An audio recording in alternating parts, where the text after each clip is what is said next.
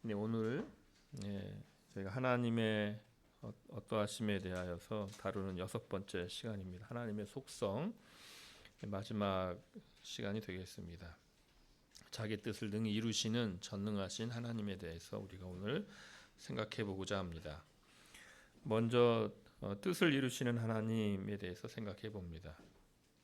그래서 하나님께서 하나님의 그 뜻이 있으시고 그 뜻을 능히 이루시는 하나님이시라는 것입니다. 온 우주 만물이 하나님의 소유라 이렇게 하나님의 말씀이 말합니다.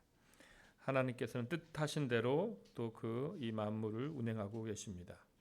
로마서 11장 36절 말씀에 만물이 그에게서 나오고 그로 말미암고 그에게로 돌아간다. 그래서 만물의 기원이 하나님이시고 또 하나님으로 말미암는다는 거죠. 그래서 만물이 운행하는 그 모든 것이 하나님을 통하여서 운행하는 것이며 그에게로 돌아간다. 그 목적도 바로 하나님께 있다는 것입니다. 하나님께서 기뻐하시는 것, 하나님께서 원하시는 것, 하나님의 뜻을, 하나님의 의지를 행하시는 것입니다. 또 하나님께서 왜 그렇게 행하시는가?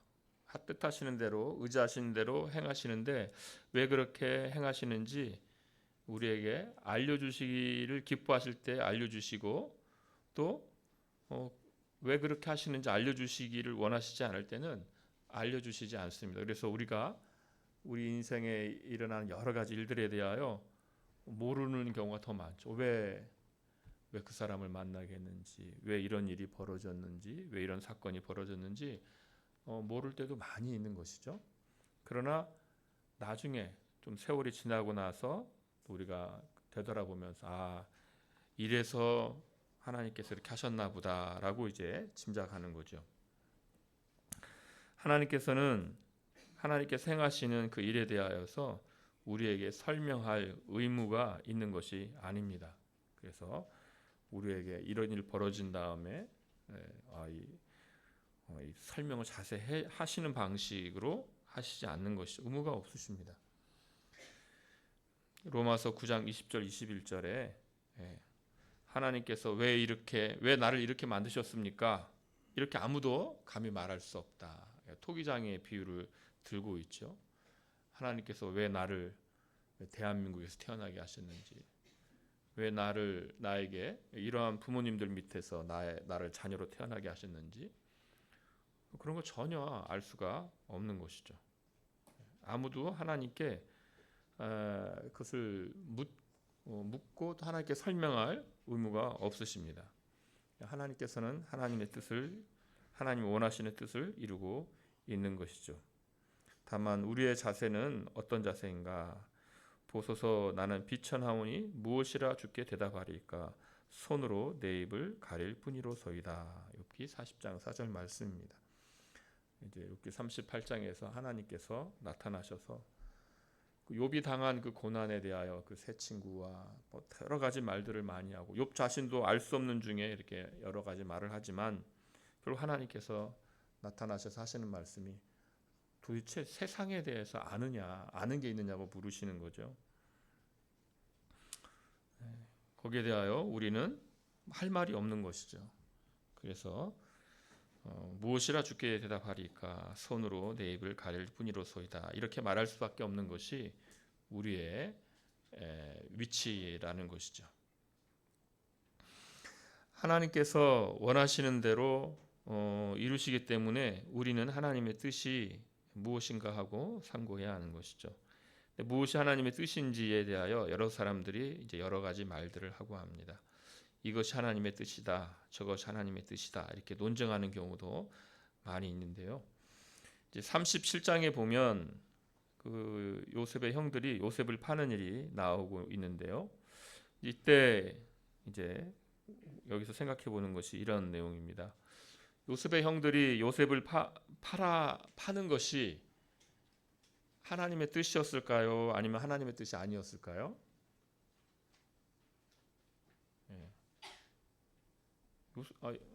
요셉을 파는 일, 그것은 죄지 않습니까? 그 죄죠. 인신매매는 하나님께서 금하신 범죄니까 요셉을 파는 것을 형들이 요셉을 파는 것은 하나님의 뜻이 아닐 것입니다. 그러나 요셉은 창세기 45장 8절에서 이렇게 말합니다. 나를 이리로 보낸 이는 당신들이 아니요 하나님이시라 이렇게 말씀합니다. 그러니까 요셉을 애굽으로 보낸 분은 하나님이시라는 것이죠. 그러니까 요셉이 팔려서 애굽으로 가게 된 것은 하나님의 뜻이라는 것입니다. 그러면 사람을 이렇게 돈을 받고 파는 일은 하나님께서 금하신 일이니까 하나님의 뜻이 아닌데 또 요셉이 또 팔려서 애굽으로 들어간 것은 또 하나님의 뜻이 되는 것이니까 이거 하나님의 뜻이 어떻게 된 일인가 우리가 이렇게 생각해 보게 되죠. 그래서 우리가 하나님의 뜻을 구별해야 합니다. 하나님의 뜻을 두 가지로 구분해야 하는 것입니다. 하나님께서는 우리에게 명령하셨습니다. 그래서 명령하신 뜻이 있으십니다. 그러니까 돈을 받고 사람을 파는 것, 이런 인신매매를 하는 것 하나님께 죄가 되기 때문에 우리가 하나님의 형상을 정말 사랑하고 존중해야 되지 그렇게 함부로 대하는 것은 하나님의 뜻이 아닌 것이죠. 이것을 우리가 하나님께서 명령하신 뜻이 있는 것이고 명령하신 뜻이 있습니다. 또 다른 하나는 하나님께서 작정하신 뜻이 있으십니다. 그리고 이 작정하신 뜻은 우리에게 많은 부분이 감추어져 있습니다. 요셉이 애굽에 들어가서 이후에 올 큰 흉년을 대비하고 그리고 이제 이스라엘 백성을 야곱의 그 후손을 애굽에서 장성하게 하려는 것, 거기 성장하게 큰 민족으로 성장하게 하려는 것이 하나님의 작정하신 뜻이었습니다. 그 첫 출발이 요셉이 형들에 의하여 팔려서 애굽으로 가는 것이었죠. 그래서 이렇게 하나님께서 명령하신 뜻이 있고 하나님께서 작정하신 뜻이 있습니다. 하나님께서 명령하신 것은 살인하지 말아라, 사람을 함부로 대하지 말아라, 그렇게 사람을 돈 받고 팔면 안 된다, 이런 것이 하나님의 명령하신 뜻입니다. 그러나 하나님께서 그 일 가운데서 작정하신 뜻은 하나님께서 이제 요셉이 애굽으로 들어가게 하시는 것이었습니다. 이렇게 하나님께서 명령하신 뜻과 작정하신 뜻을 생각할 때에 그러면 이거 모순적인 것이 아닌가. 하나님께서 한편에서는 죄를 지면 안 된다 이렇게 명령하시면서 또 그 가운데서 또 하나님께서는 또 자기 일을 행하시니 이게 어떻게 이런 일이 되는가, 이거 모순적인 것 같다 이렇게 언뜻 보이기도 합니다. 그러나 하나님께서는 결코 죄를 원하시지 않는다는 것입니다. 하나님께서 명령을 하시면서 죄를 범하지 말라고 하시고 작정하심 가운데서도 하나님께서는 죄를 원하시지 않습니다. 그래서 작정하신 뜻 가운데서도 하나님께서는 그 죄가 하나님의 거룩하심을 거스르기에 죄에 대하여 진노하시며 죄인을 벌하시는 것입니다.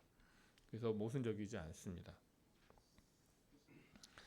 명령하신 뜻과 작정하신 뜻은 하나님 안에서 구분되지 않습니다. 우리에게는 구분되는 것입니다.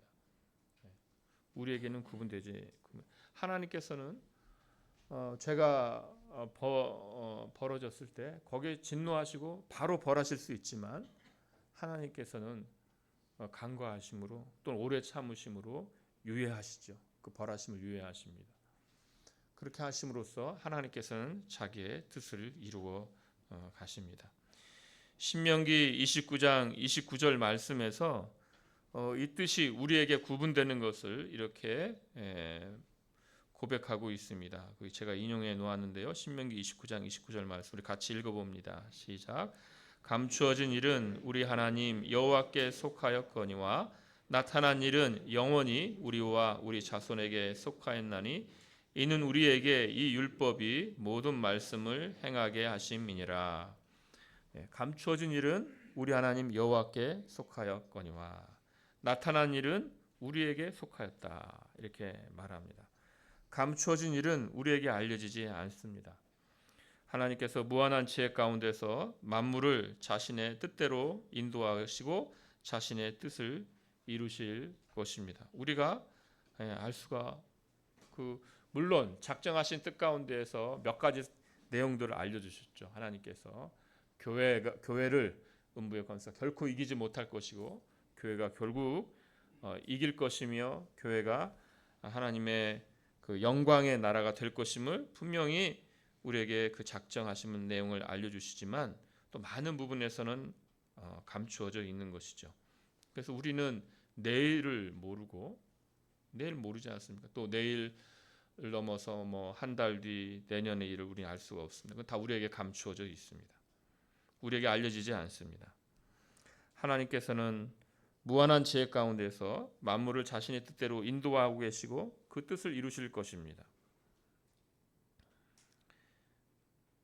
그래서 로마서 11장 33절 말씀에서 깊도다 하나님의 지혜와 지식에 풍성하며 그의 판단은 헤아리지 못할 것이며 그의 길은 찾지 못하리로다 이렇게 하였습니다. 그래서 우리는 이 감추어진 것 하나님께 작정하신 뜻을 우리는 알 수가 없습니다. 그러나 하나님께서 우리에게 명령하신 뜻이 있습니다. 이 명령하신 뜻이 우리에게 나타나 있는 그 뜻입니다. 그래서 우리는 이 작정하신 뜻과 나타나신 뜻을 구분해야 하는 것입니다. 그래서 속지 말아야 합니다. 그러니까 이런 것이 있죠. 이런 거 죄를 지면서 그것을 하나님의 뜻이라고 말하는 경우가 있습니다. 죄를 지면서 죄를 범죄하면서 이게 하나님의 뜻이다.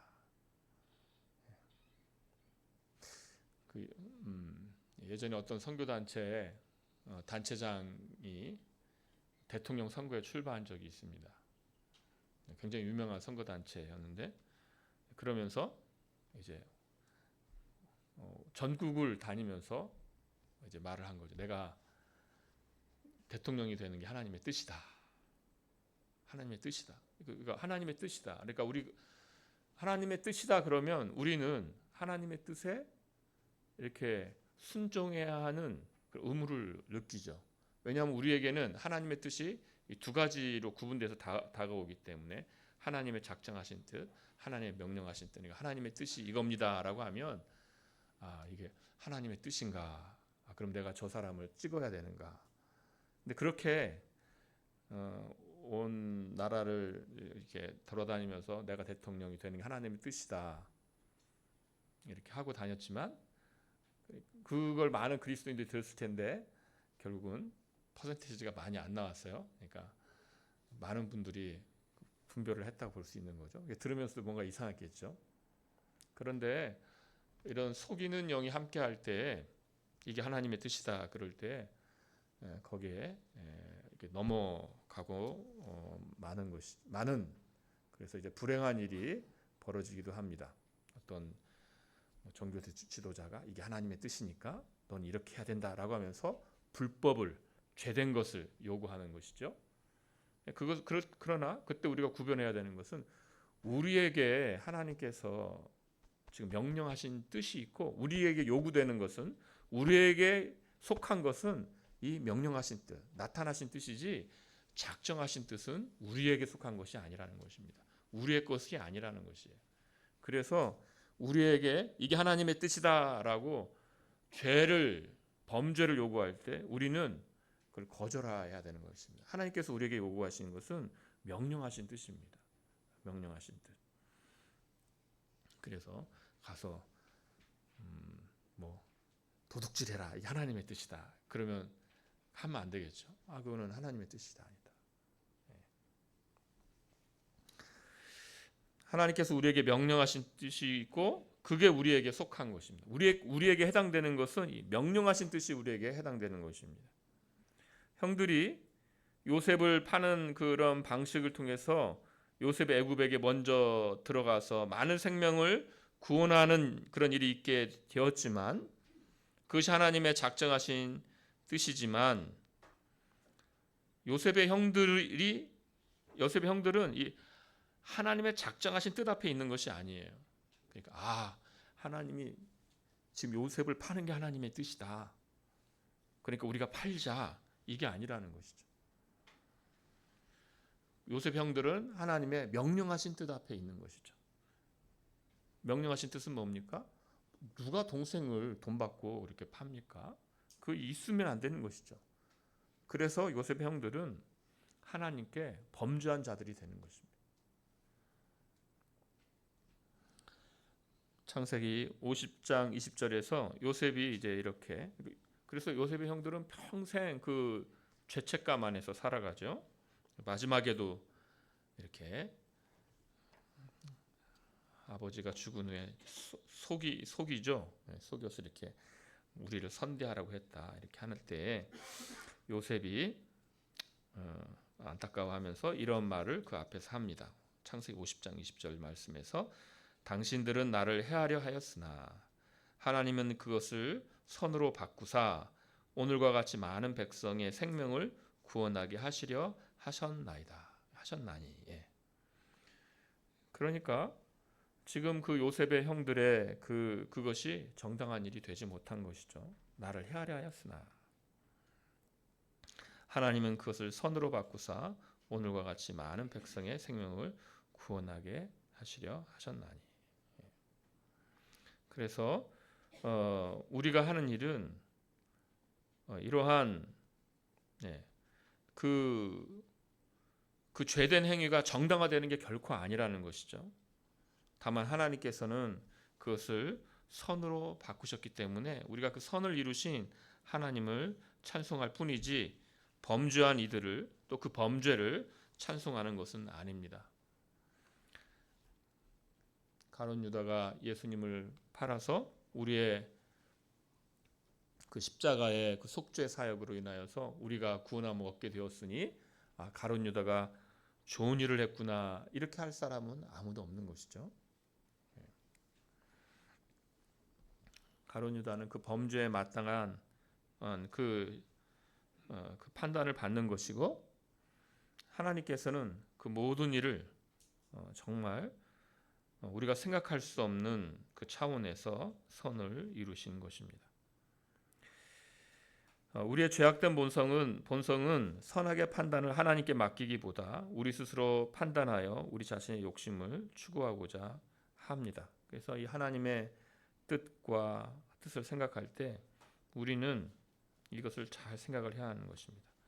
어떤 이들은 자신의 욕심과 하나님의 뜻을 혼돈하여서 사용함으로써 스스로를 속이고 다른 사람도 속입니다. 그러니까 하나님의 뜻이 무엇인가를 생각해야 되는데 지금 우리에게 요구되는 것은 하나님의 명령하신 뜻이 있는데 어떤 경우에는 내 욕심과 하나님의 뜻을 서로 혼돈하면서 내가 욕심하고 있는 게 여기 하나님의 뜻이다 이렇게 하는 것이죠. 그렇게 해서 자기 자신도 속이고 다른 사람도 속이면서 하나님의 명령하신 뜻과 어긋나는 것을 택하는 것이죠. 그렇게 돼서는 안 된다는 것이죠. 그래서 우리는 분별을 할 수 있어야 합니다. 나가 이 시대가 설정한 욕망이 있어요. 이 시대가 설정한 욕망이 있는데 그 욕망이 이 시대가 설정해서 계속 그걸 선전하기 때문에 그것이 우리의 욕망이 되고 또 우리 스스로도 이것이 하나님의 뜻인가라고 착각할 수가 있는 것입니다. 그래서 우리에게는 지혜와 분별이 필요한 것입니다. 너희는 이 세대를 본받지 말고 오직 마음을 새롭게 함으로 변화를 받아 하나님의 선하시고 기뻐하시고 온전하신 뜻이 무엇인지 분별하도록 하라 이렇게 말씀하셨습니다. 하나님의 뜻이 무엇인지 분별하도록 하라는 것은 이게 하나님의 작정하신 뜻이 무엇인가 분별하라는 게 아니라 그것은 하나님께 속한 것이고 지금 우리에게 하나님께서 요구하시는 뜻, 명령하신 뜻이 무엇인가 분별하라는 것이죠. 그래서 하나님께서 내게 주신 소명이 무엇인가, 하나님께서 내게 주신 책임이 무엇인가, 지금 이때에 여기서 하나님이 내게 주신 소명이 무엇인지 책임이 무엇인지 알게 해달라고 분별해야 되고 알게 해달라고 우리가 그래서 기도해야 한다는 것입니다.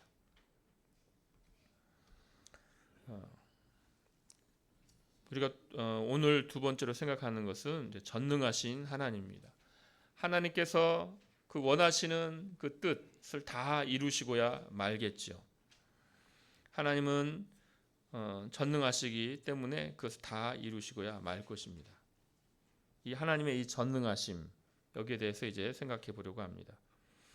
하나님은 전능하시고 전능자이시며 그래서 천지의 창조자시다. 이것이 교회의 가장 오래된 고백입니다. 온 우주 만물의 창조와 보존이 하나님의 능력 안에 있습니다. 시편 33편에서 여호와의 말씀으로 하늘이 지음이 되었으며 그 만상을 그의 입 기운으로 이루었도다. 이렇게 말씀합니다. 그가 말씀하심에 이루어졌으며 명령하심에 견고히 섰도다. 창세기 1장에서 하나님이 이르시되 빛이 있으라 하시니 빛이 있었습니다. 여호와께 능치 못한 일이 없다. 이렇게 하나님께서 아브라함에게, 나이가 다 늙어서 어떻게 아들을 낳나 이렇게 생각하고 있는 아브라함에게 하나님께 능치 못한 일이 없다. 이렇게 말씀하시죠. 그래서 하나님께서는 이 창조, 온 우주 만물을 창조하시고 온 우주 만물을 지금 하나님께서 보존하고 계시다는 여기에서 우리가 하나님의 전능하심을 생각합니다. 그리고 이런 하나님께서 바로 하나님의 뜻을 이루시고야 마는 것이죠. 이 전능하신 능력에서 비롯되는 창조와 보존이 우리 예수 그리스도께 적용이 되는 것입니다. 그래서 이제 요한복음 1장 시작하면서 이렇게 말씀하시죠. 만물이 그로 말미암아 지은 바 되었으니 지은 것이 하나도 그가 없이는 된 것이 없느니라. 그래서 창조를 예수 그리스도께 돌리고 있죠. 히브리서에서도 마찬가지입니다. 그의 능력의 말씀으로 만물을 붙드시며, 히브리서도 이제 1장 2절에서 그 창조가 그 아들로 말미암았다 이렇게 말씀하시고, 이제 3절에서 능력의 말씀으로 만물을 붙드신다라고 해서 만물을 보존하는 것을 바로 예수 그리스도께 돌립니다. 예수님께서 이제 이 땅에서 그 능력을 보이셨을 때 이제 사람들이 이렇게 반응하죠. 그 사람들이 놀랍게 여겨 이르되 이가 어떠한 사람이기에 바람과 바다도 순종하는가 이렇게 반응합니다. 그러나 이 전능하신 분이 12군단 더 되는 천사를 보내게 하실 수 있으신 이 능력 있으신 분이 정말 십자가에서 아무 능력 없는 자처럼 죽으십니다. 그래서 어떤 조롱을 받습니까? 그가 남은 구원하였으되 자기는 구원할 수 없도다. 십자가는 정말 특별한, 우리가 참 많은 걸 생각하게 하죠. 이 전능하신 분이 능력 없는 자처럼 취급받고 조롱받으면서 죽으시는 것입니다. 그래서 이 십자가에 못 박힌 그리스도는 유대인에게 거리끼는 것이라고 하였습니다. 왜냐하면 능력이 없는 것을 보여주기 때문이죠. 그러나 오직 부르심을 받은 자들에게는 유대인이나 헬라인이나 그리스도는 하나님의 능력이요 하나님의 지혜니라. 그래서 이 십자가는 하나님의 능력입니다. 부름을 받은 자들에게는 하나님의 능력입니다. 하나님의 능력으로 부활하셨고 우리 모두는 이 그리스도 안에서 삶을 얻게 됩니다.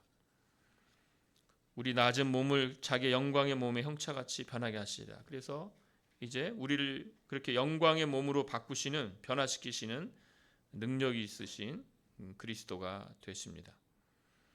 요한계시록 5장 12절 말씀을 보면 천사들은 죽임을 당하신 어린 양에게 능력을 돌리고 있습니다.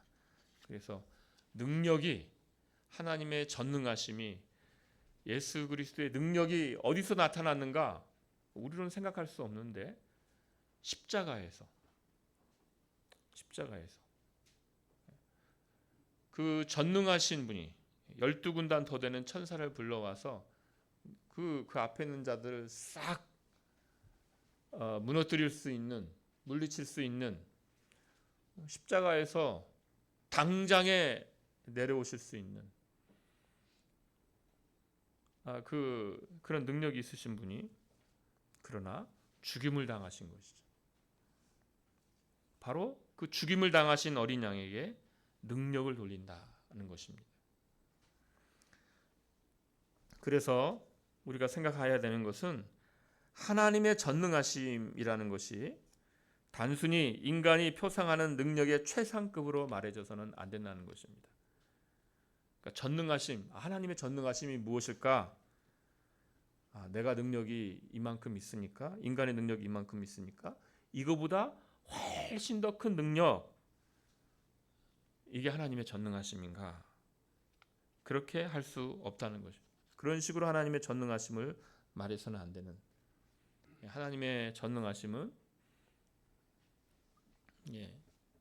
전능하심이 이 십자가에서, 이 복음에서 하나님의 능력이 나타났다는 것을 우리가 생각을 해야 하는 것입니다.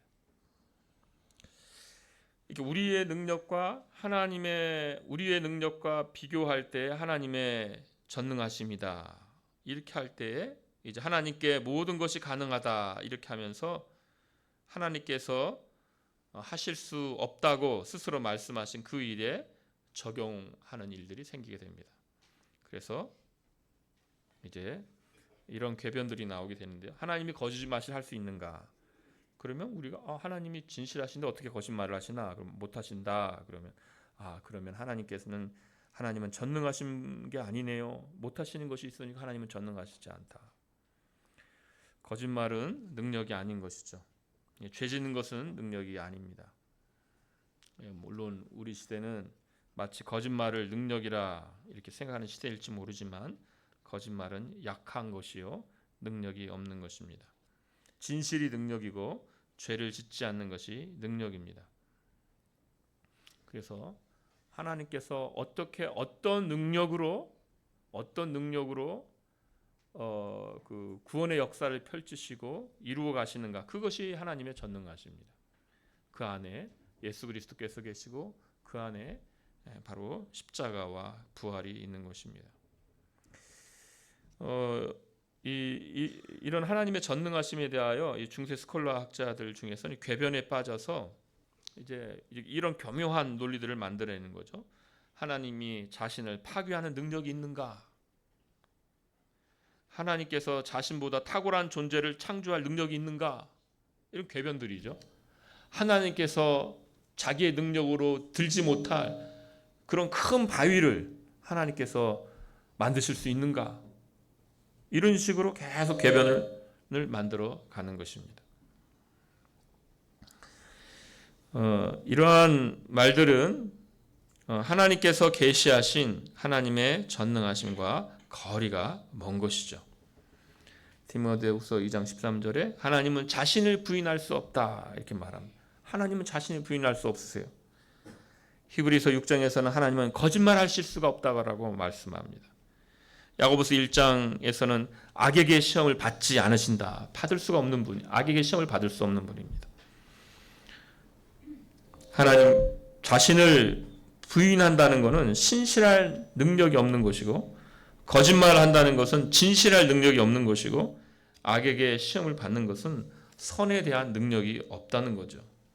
그래서 하나님의 전능하심을 단순히 우리가 생각하는 인간의 능력에 이렇게 막 대비시켜서 정도의 차이 정도로 그렇게 말할 수 없습니다. 하나님의 전능하심은 다른 모든 속성과 함께한 하나님의 전능하심이요, 하나님의 전능하심은 그 계시의 역사 가운데 그 전능하심의 그 탁월함이 우리가 상상할 수 없는 방식으로 나타나는 그 전능하심입니다. 특별히 하나님께서 그 전능하심을 우리에게 나타낼 때 우리의 아버지로서 그 전능하심을 나타내십니다. 그래서 우리 고백이 이렇죠. 전능하사 천지를 만드신 하나님 아버지를 내가 믿사오며라고 고백합니다. 하나님의 전능하심을 믿는다는 그 의미는 전능한 능력으로 만물을 무로부터 창조하시고 보존하시는 전능하신 하나님께서 예수 그리스도 때문에 나의 하나님이시고 나의 아버지이심을 믿는다는 그런 의미가 됩니다. 그래서 우리가 하나님의 전능하심은 이러하다 이 정도가 아니라 우리는 전능하신 하나님을 믿는 자들이에요. 그러니까 믿는다라는 것은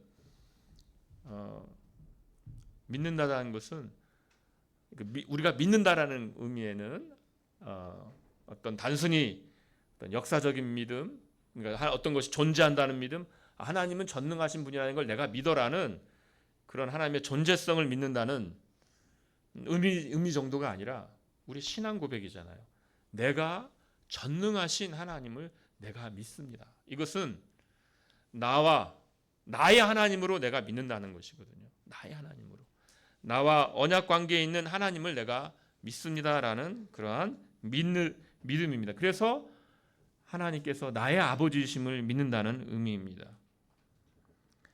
하나님의 전능하심을 믿는다는 그 고백 안에는 그러므로 하이델베르크 그 26문의 그 답에 이렇게 있는 대로 하나님께서 몸과 영혼의 모든 필요를 공급하시고 이 비참한 세상에서 내게 보내시는 모든 악한 것들도 나에게 선으로 바꾼다는 것을 의심하지 않으며 그는 전능하신 하나님으로서 그렇게 하실 수 있고 신실하신 아버지로서 그렇게 하시길 원하십니다라는 고백인 것이죠. 그래서 하나님은 나에게 신실하신 아버지이십니다. 내가 믿는 하나님은 전능하신 하나님인데 그분이 나에게 신실하신 아버지이신 전능하신 하나님입니다라는 그 고백이 있는 것입니다. 28문에서는 또 이렇게 고백하죠. 하나님의 전능하심을 믿는 신자는 어떤 역경에도 인내하며 형통에는 감사하고 미래에 대해서는 신실하신 우리 하나님 아버지를 굳게 신뢰한다 이렇게 고백하는 것입니다. 그래서 이 전능하심을 믿는 신자는 어떤 것인가? 그 믿는다라는 것은 여러분 역사적인 믿음이 아닙니다. 그러니까 네가 하나님을 믿느냐? 잘하는도다. 귀신들도 믿고 떠느니라라고 그랬잖아요. 그런 믿음이 아니라는 것이 하나님을 나의 아버지로 믿는 그 믿음이 믿음입니다. 그래서 하나님이 전능하시다는 걸 내가 믿는데 그분이 나의 아버지는 아닌 방식으로 믿는다. 이런 것은 믿음이 아니라는 것이죠. 그래서 하나님의 전능하심을 믿는다라고 우리가 하는 것은 바로 이제 하나님을 아버지로 내가 예수 그리스도 때문에 나의 아버지가 되심을 내가 믿기 때문에 우리는 역경에도 인내하고 형통에는 감사하고 우리의 미래에 대해서는 우리에게서는 알려지지 않았죠. 하나님께서 작정하신 뜻이 있으시잖아요. 그것을 신뢰하기 때문에 신실하신 우리 하나님 아버지를 굳게 신뢰합니다라고 이렇게 교회가 고백해 온 것입니다. 이렇게 해서 우리가 하나님의 어떠하심에 대하여서 보았습니다. 그래서 하나님의 속성이죠. 속성을 처음 시작할 때는 그냥 한 3번, 4번 하면 빨리 마무리하겠다 했는데 결국은 6번이란 긴 시간 동안. 그런데 우리가 하나님의 어떠하심을 한다고 했을 때 단순히 이러하다 저러하다 이렇게 딱딱 짚고 넘어가는 것이 아니라 그래도 우리에게 적용할 것도 생각해 보면서 생각해 보기 위하여서 이렇게 6번에 걸쳐서 하나님의 속성에 대하여 하나님의 어떠하심에 대해서 보았습니다. 마지막에 언급한 것처럼 우리가 이 배우는 내용들 지금 조신학에서는 신론이라고 하는데 지금 하나님에 대해서 우리가 지금 계속 살피고 있는데 이것을 다루는 것은 우리의 고백 안에서 다루는 겁니다. 하나님은 나의 아버지십니다.